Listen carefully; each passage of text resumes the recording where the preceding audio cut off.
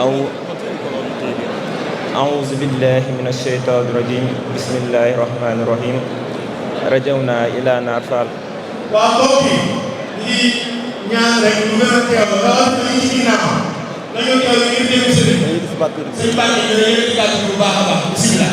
ok أعوذ بالله من الشيطان الرجيم بسم الله الرحمن الرحيم رجونا إلى نار فال لجنات الكوثر شريف كريم عند توبا وكوثر asalaamaaleykum wa rahmatullahi taala wa barakaatu mbokk jullit yi mbokk taalibe yi noo ngi leen di niw di leen ziar ñun waa culturel waa Bergamo ci bis bu màgg bi bis bu tedd bi di bis bu ñaan di bis bu sant waaye nag di bis bu faatal bi njàmbaari lislaam di maam Cheikh Ibrahima Fall tey nag ñu amoon ngeen indil leen ci njàngale ci téere bu tedd boobee fi Jazbul Murid ci ndigalu Sëñ Saliou Ndiaye ndax ni ngeen ko xamee moom dafa ñëw ci àdduna ngir jaamu yàlla di sunu borom bëggee ñu jaamu ko te bañ koo boole ak dara xam ngeen ni Cheikh Ibrahima Fall moom yëmul ci loolee rek waaye da doon yaatal ak tasaare di sunu borom bëgg ci jaamam moo tax Cheikh Ibrahima Fall di wax ci Jazbul Murid maa ngi sant yàlla mi nga xam ne moo def yonente yi ak wàllu yi ñuy magasin yërmande yi sunu borom def leen ñuy seetale yërmande yi sunu borom ci jaamam topp mu def borom xam-xam yi nag ñuy doon yonente yi ginnaaw loolu Cheikh Ibrahima Fall nee na mi ngi ñuy digal ñu jaamu yàlla nag ni muñ ko sante ndax sunu borom subhanahu wa taala moo wax ne bu leen jaamu ku dul yàlla maam Cheikh Ibrahima Fall nag nee na mi ñuy dénk ñi ragal yàlla mi aji màgg waaye nag ngir mën a ragal yàlla faaw ngay fàttaliku ne moo ñu sos te moo ñuy delloo ginnaaw bu ñu sosee maanaam sunu borom ni mu ñu sosee doomu aadama jaarale ko ci biiru yaayam génne ko màggal ko dundal ko jox koy bët tànk loxo ak cër yëpp waaye nag day dem ba yàlla rof ko tële ba mënatul dara mu faat ko delloo ko fa moom Cheikh Ibrahima Fall nee na de la xalaat ak fàttali lii ndax lii nag mooy mujj doomu aadama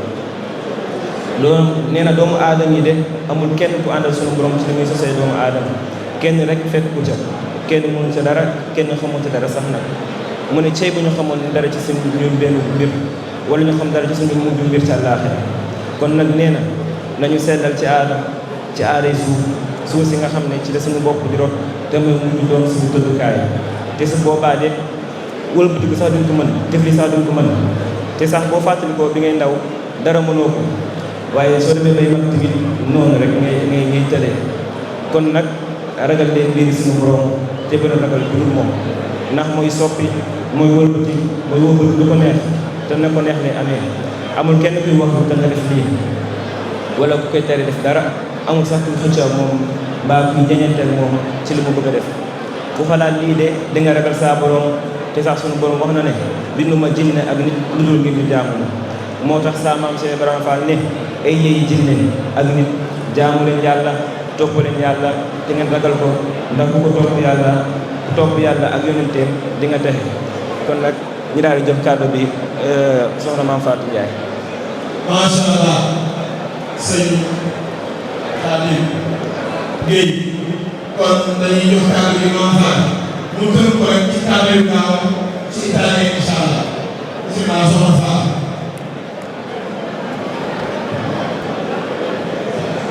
Assalamualaikum warahmatullahi wabarakatuh.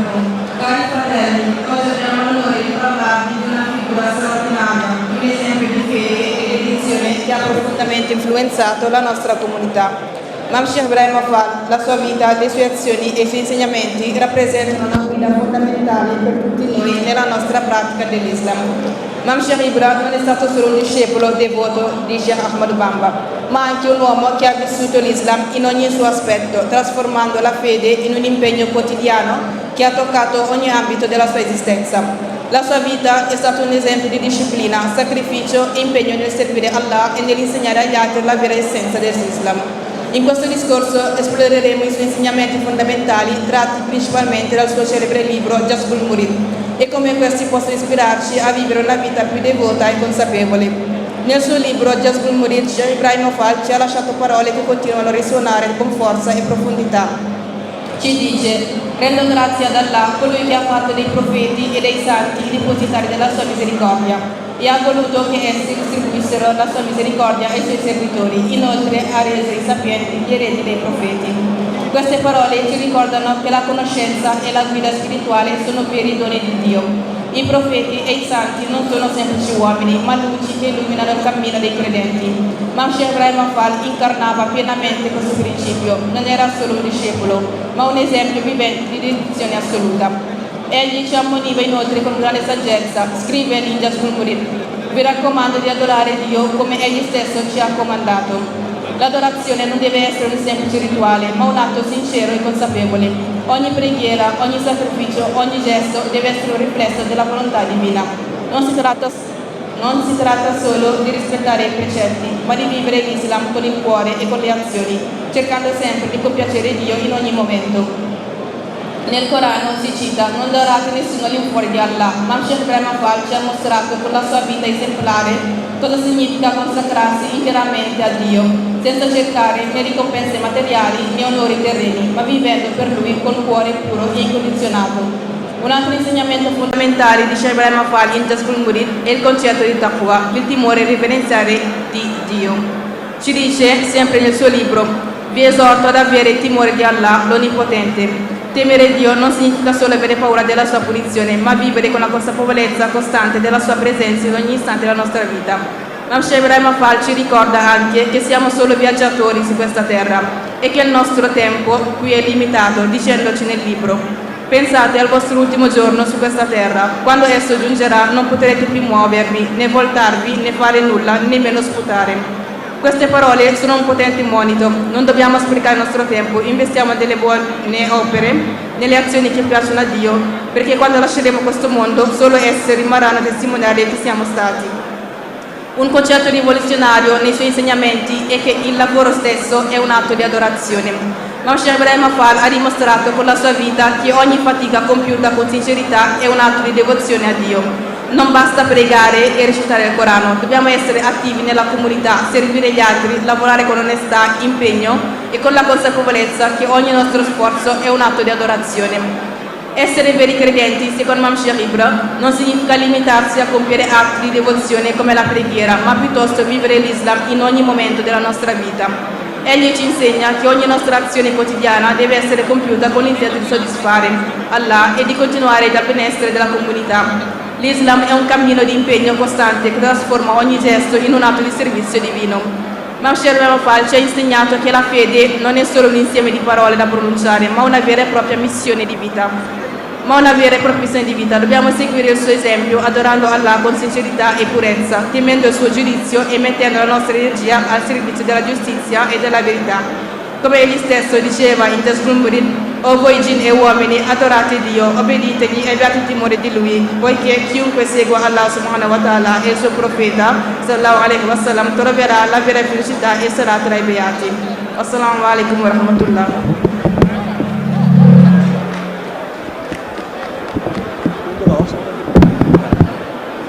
waaw jërëjëf kon ñoo nekkoon sëñ Mbacke Gueye ak soxna Maam Faati Ndiaye jógee Touba Bergamo. wax juñ doon wax nag ñu ngi ko jukkee ci Jazbul Murid muy téere Maam Cheikh Ibrahim Fall bu mag boobee du seeni waxi bopp waaye wax la joo xam ne nii Maam Cheikh Ibrahim Fall moo ko bindu ñoom jukki ko jële ko foofee làkk ko ci ñaari làkk yooyu. kon dañuy dem ci waa Touba Pescara dañuy njëkk a jox kon soxna Bintu su paree jox soxna Thian incha allah ñoom it noonu kenn ci wolof kenn ci italien incha allah kon soxna bismillah teel. mën naa teel benn teel.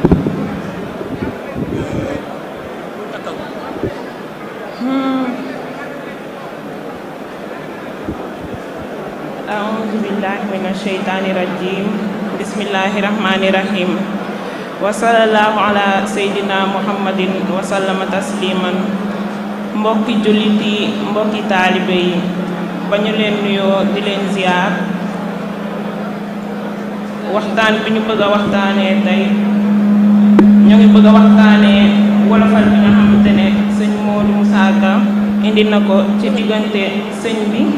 ak maam Cheikh Ibrahima Fall mi ngi ciy wax ne àddina ndax day bëgg a jeex am gaa yu baax yeey bëgg a jeex am mbër yu ndaw yeey bëgg a seex moo gaa yi xam naka pexem ka xamle woon ak tarbiya ak ka xamoon ak tarbiya moo buñ demee ba surga ya ku leen di wax nag luy pexem ka woote woon ca àdduna ba ñépp wuy si fàdduna nañ jéema dëddu àdduna te jéema wuy ji mooy pexem Cheikh Bamba dem ci Wamsachi Cheikh Ibra dem ci Tamsachi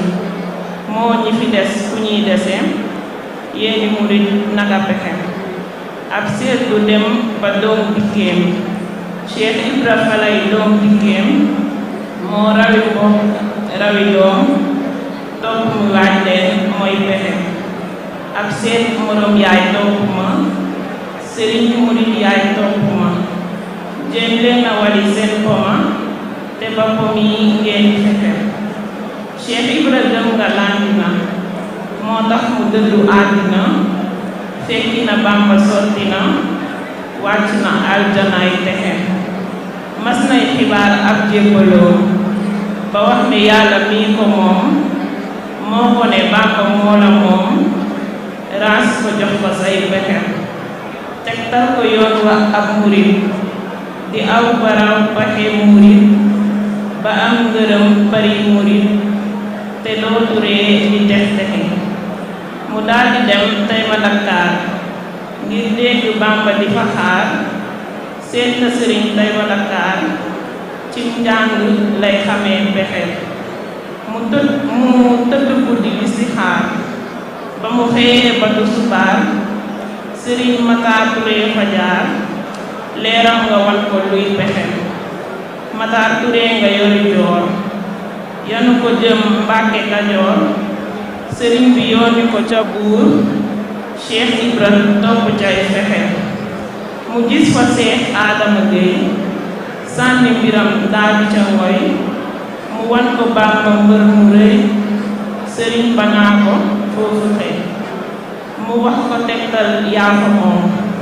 sëriñ Bàmba wan ko la fa moom mu xam ne gis na ka ko moom mu daldi fa mbiram joxe ma wax la bis ba ndax mu wóor ñaar fukki fan ci weeru koor bisu di leer la bi ma wóor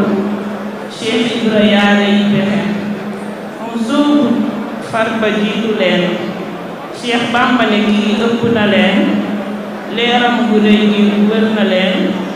fu mu tollu xol bàyyi nux nuxi wax na ne tuuti kon mu dem fekk sëriñ bi lem mbiram ba genn du jot ci baatinam lu dul ca bis ba ñuy dexe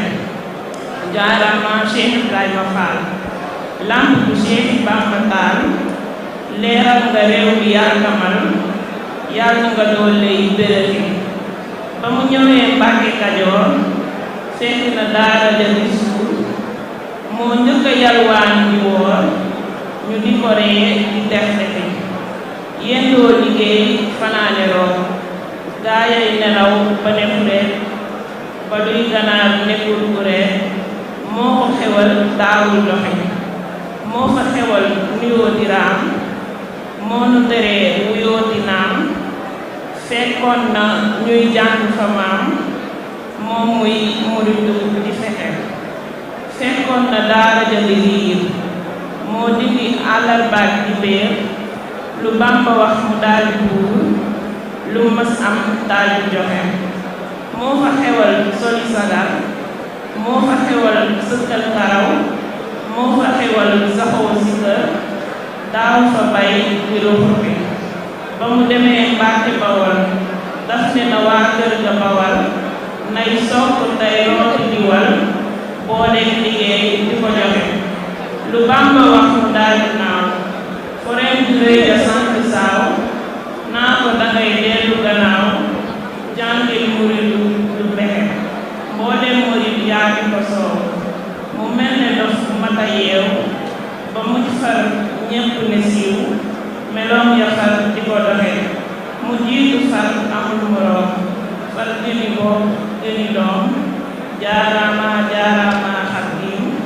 wàcc nga wàccaale ndeke. yow Moussa ñu musaloon loolu digal naka loolu te nga dugal ku aw sa mboor duñ ko mbugal garmi yi yaa tax ñuy texe yaa njëkk a jébbe la sa xol fekkoon nga gaañee xor-xoral ña lay setal ña lay ndëxal yaa wane ngir mi ñuy doxee yaa xam sëriñ bi yaa xarañ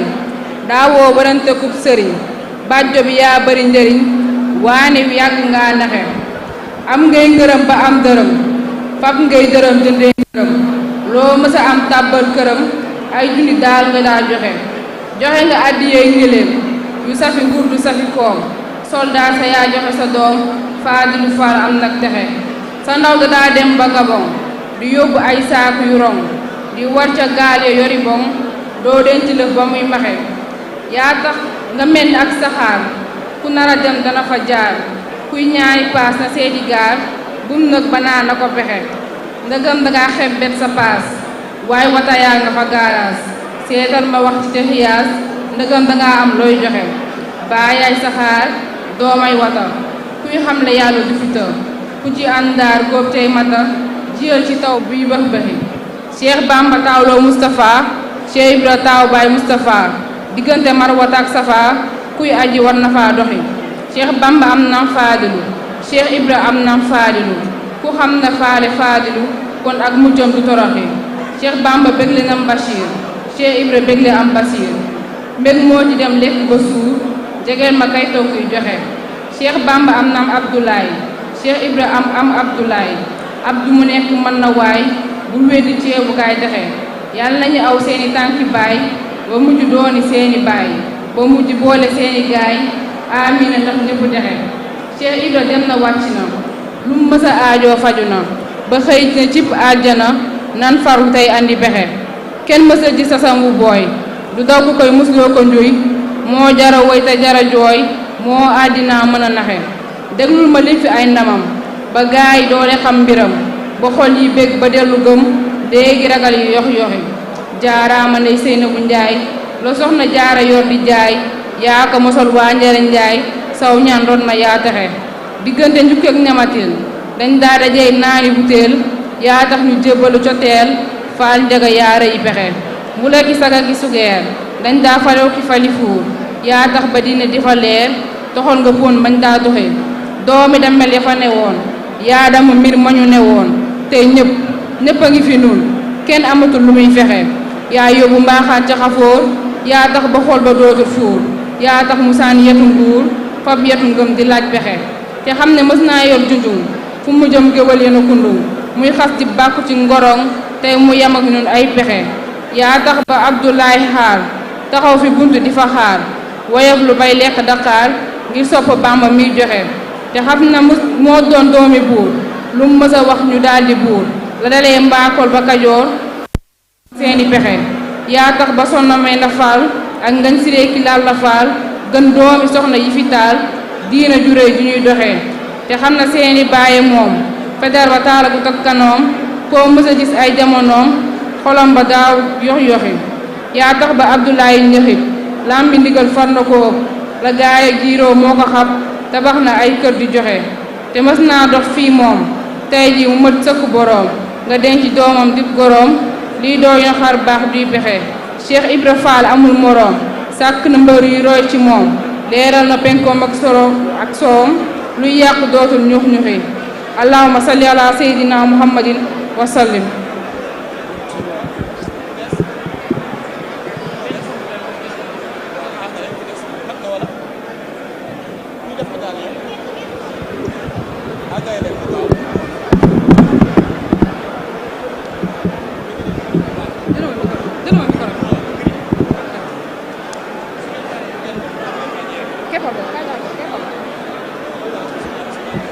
أعوذ بالله من الشيطان الرجيم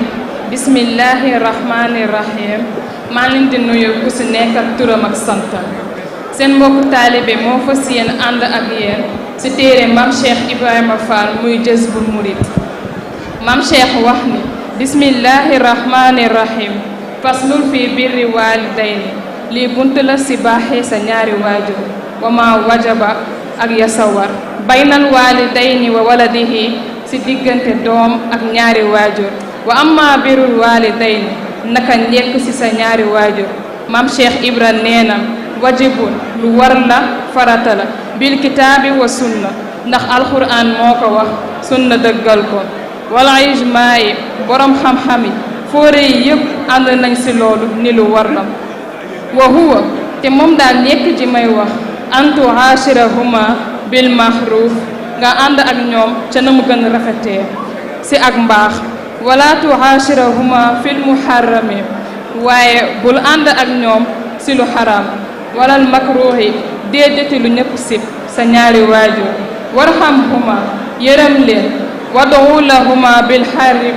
te nga ñaanal leen si yiw ñaanal leen jàmm in kaana muslimayni mam Cheikh nee na sëgëm ñi ay jullit lañu na nga leen di ñaanal di leen toppatoo guddi ak bëccëg wa akrihuma ak di leen teral mastataata sa kemtalay kàttan di leen teral wa qul lahuma misna abdin jaamu leen sax li anna allaha taala amara bi lixtiraami lahuma yàlla digle na nga war ma jëm si ñoom ñaar wa rahmatin te nga ànd ak yërmande wa qul lahuma asdaqul xaailin yàlla wax na te moom moo gën dëggu si may kuy wax janna waala màgg na te kawe moom yàlla am na lu ma waxoon wa qul rabbi irhamhuma kama rabbayani saxiira alquran waxoon na suñu boroom nanga ma yërëm samay waajur nanga ma yërëmee woon ba ma nekkee gone kon waajur bu ne doomi su màggee noonu lañ leen war a jàppee wali xawlihi wa xadee rabbuka an laa taxbudu illa iyaahu mam Cheikh nee na wax yàlla jooju soo ko doon leeral ci bopp doomu aadama fa ab déggaanam yam amara day digle an laa taxbudu ngeen bañ a jaamu illa iyaahu lu dul yàlla bu leen jaamu ku dul yàlla wa bil waalidayni seen ñaari waajur ixsaana rafetal leen imma yablu xanda ilakal kibra axdahuma aw kilahuma fala taxul lahuma ufin nee na loolu alquran digle woon rek lay bamtu mooy maanaam kenn si ñoom ñaar àggee si ak mag wala ñoom ñaar ñëpp ñu faatu su boobaa fala taxul lahuma bu leen saaga wala tanharhuma bu leen gët waxul lahuma xawla karima na ngay wax ak ñoom njekk ak teraanga wax ju dal wa asin ilayhima fii kulli hin waxtu bu nekk nga di leen nemmeeku di leen seet waaw léeg-léeg boo leen gëjee gisee wala dëkkoo leen nga woo leen téléphone weekend bu jot nga xëy dem di leen nemmeeku di leen seet nga di leen woo su fekkee liggéey bi da laa tënk su fekkee yàgg ñoom yéen a dëkk ci kër gi waxtu bu nekk demal seet bàyyi loo soxla woon ba amoo loo yónnee wa fii kulli mawdahin ak barab bu mënti doon maam Cheikh nee na wala tukrihuma lu mat a dégg mi ngi nii bu teral say ñaari waajur baynan naasi si bëtu nit ñi di warmaal di leen teral di leen sukkal di leen raamel wa tarkahuma fii xalaahim te boo wéetee ak ñoom loolu doo ko wane bu nit ñi teewee nga warmaal say waajur nee na loolu ku koy def jëfi naq rek ngay def li annaka tarisahuma ëllëg yaa leen di donnu in kaana hayyan lii dund nga bu la yàlla mayee dund yaa leen di donnu baxdahuma ginnaaw seen rabbaka li xubbil xidmati moom dañ la war a bëggloo ab liggéey wal xidmati lillahi taala te liggéey ko mën def yàlla dong moo tax nga di ko jëfe wama ahdahuma lillahi sa ñaari waajur ku leen liggéeyal ngir yàlla ku leen warmaan ngir yàlla maam Cheikh nee na fa xat axsana kooku de rafetal na kon Baay Faal ñoom it bu ñu xëy rek mere seen waajur yi gedd leen dem man daal ci sëriñ bi laa nekk yéen daal xamagoo leen yàlla da ngeen tardé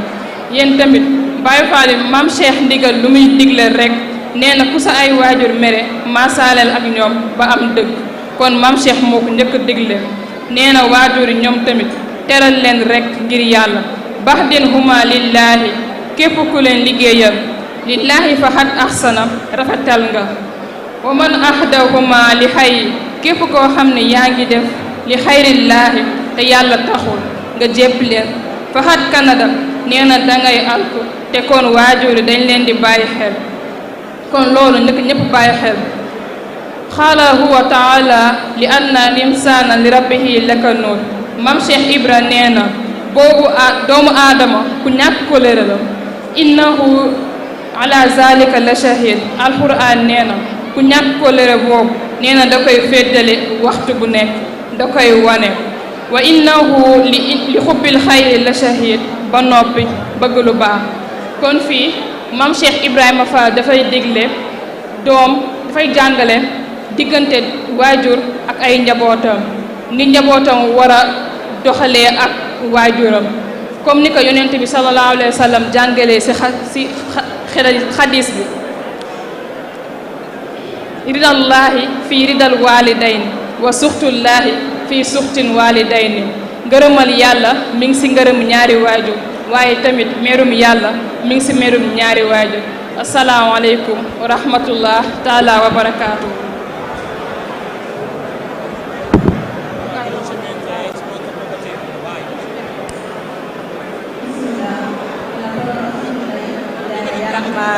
Ya Rahimu, Tuhan sekarang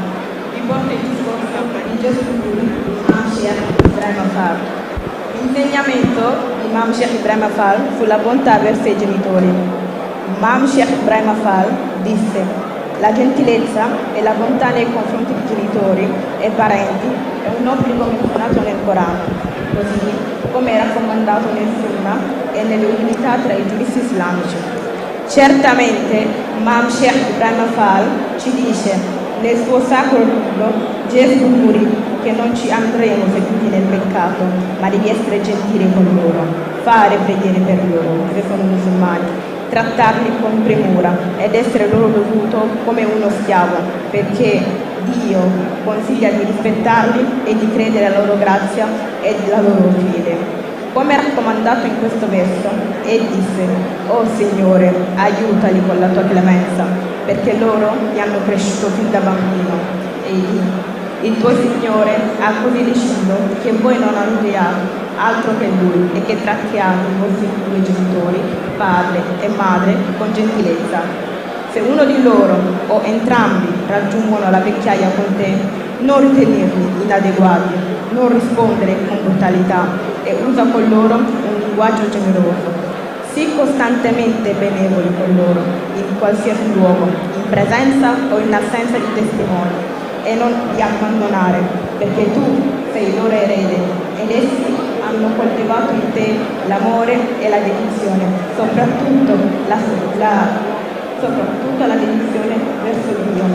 Sappi, anche colui che mette i suoi genitori al servizio di Dio ha di certo volta una buona azione, e colui che invece li mette al servizio di un altro che non sia Dio ha fatto un'ingratitudine. L'ingratitudine dell'uomo paragonata a quello di Dio, in realtà l'uomo è ingiusto, ingrato verso il suo Signore. Pertanto egli è testimone di questo, e per l'amore e le ricchezze che ci finiranno nel fuoco ardente. Così ci sono genitori che non spingono i loro figli ad impegnarsi nella via di Dio, genitori che si lamentano quando i loro figli cercano l'approvazione di Dio e che si sgoiscono quando cercano di ottenere dei beni terreni. Non rispondere per i loro figli, si allontanano da Dio, colui che merita più di chiunque altro, e che ci sono educatori soltanto perché il Signore è nei servizi delle loro azioni. Non sta forse scritto sul libro sacro: Dio ha creato voi e le vostre azioni, e se avesse voluto avrebbe ucciso te e i tuoi genitori. Perché a Lui tutto è possibile. Come avrebbe potuto uccidere solo te o uccidere solo i tuoi genitori? È solo Dio che garantisce la fortuna, come annuncia questo versetto. Non c'è creatura di cui Dio non garantisce le sue provviste. Egli conosce il suo luogo dove si stabilisce come esseri umani e il suo luogo depositario. Tutto questo è scritto in modo chiaro. Queste parole prevengono nella guida di Scritta. Il sincero Muri, che ha superato la sua generazione, vale a dire il nome del maestro Imam Sheikh Ibrahim Fall. Tra le sue parole disse: "Oh Dio, che ci assisti, imploriamo il tuo soccorso e il tuo aiuto, perché non c'è altra forza o altro potere che in te, altissimo e onnipotente. Gloria a Dio che ha fatto dei suoi profeti e dei suoi eletti il bisogno della sua grazia, i quali si mancano di allargare la stessa grazia dei servitori. Gloria a Dio che ha fatto dei sapienti degli eredi dei profeti. Quanto a voi, servi di Dio, vi consiglio il culto di Dio e come Egli ve l'ha prescritto, vale a dire di non adorare altro che Lui, come io vi ho raccomandato di temerlo e di lodare. Lui è l'iniziatore della vita e il solo in grado di restituirvi la vita. Assalamu alaikum.